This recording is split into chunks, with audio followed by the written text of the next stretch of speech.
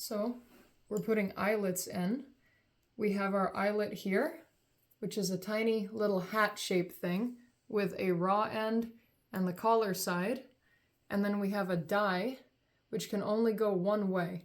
You put the raw end into the die, and when you strike the back of this die right here, it is going to crush and fold it like a soda can down on top of itself, creating these rings that we're going for here on these boots. Normally, the sane way to do it would be to use this tool, in which this press die thing would fit right in there. And you set her in there and you squeeze it down, but we can't do that because the leather is far too thick. And we have to do, instead of putting one eyelet through one hole, we have to make two holes, like so, 1, 2. And that leads to this ridiculous technique that we've been working on, which is, if you can see, oh, just heard one go.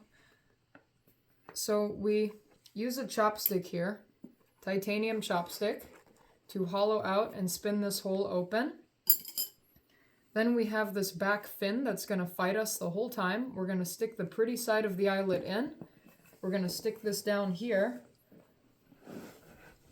And then what we're going to be doing, like I said, is the back of the die, I'm going to have to line this chopstick up, the slippery surface, and this chopstick is going to get lined up, and Brandon is going to strike the back of it with this wooden hammer, giving it enough force to imitate what this press can do.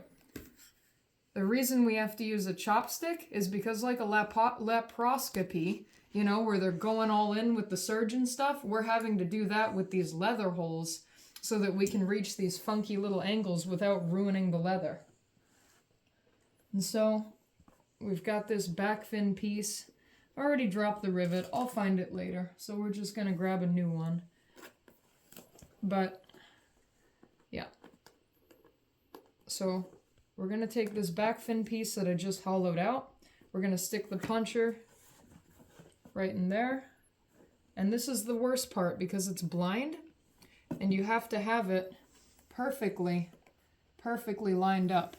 Because if you don't have that die perfectly lined up with that circle, what you end up with is this.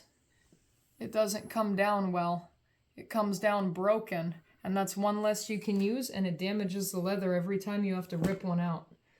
So right now I'm gonna use my sense of touch here to make sure that it's in. It's difficult because the glue in here, down here, gives you just enough space to line it up. Very tedious. So now, wherever that chopstick went, down here, if you watch, this is what I mean when I say laparoscopy. We're taking it and we're pulling this leather around because inside of here right now, like I showed you, we're going to have that striking point. And now Brandon is going to gradually apply pressure while my fingers are going to get messed up a little bit, but that's part of the process because it's going to slide off. And the chopstick likes to punch me right in the finger. So he's going to gradually increase pressure so I can do microscopic little adjustments. Go on. Yep, it slips. Hurts like a son of a bitch. Yep, slips. Do it again. And one more. One good one. Yep, and then if I feel it, we should have a nicely flattened eye hole that's not going anywhere. You can shut that off.